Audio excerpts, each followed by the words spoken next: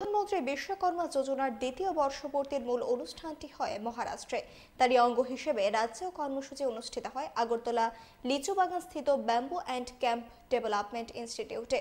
সেই অনুষ্ঠানে প্রধান অতিথি হিসেবে উপস্থিত ছিলেন সাংসদ রাজীব ভট্টাচার্য, সচিব কিরণ গীতে সহ পশ্চিম জেলার অতিরিক্ত জেলাশাসক মেঘা জৈন সহ অন্যান্যরা।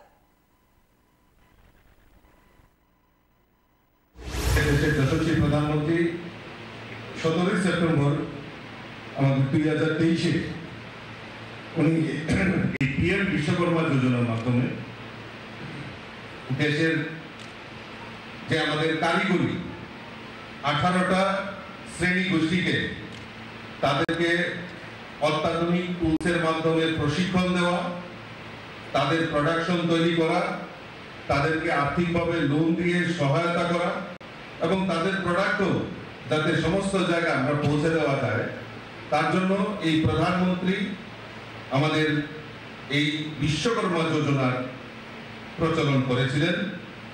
আজকে 2024-এ দাঁড়িয়ে আমরা প্রায় 1 বছরে আমাদের অ্যাচিভমেন্ট নিয়ে আমাদের মোদিজি, আমাদের দেশের যশস্বী প্রধানমন্ত্রী কিছুক্ষণের মধ্যেই মহারাষ্ট্র থেকে উনি জুড়বেন, আমরা সেই জিনিসটা উপলব্ধি করব।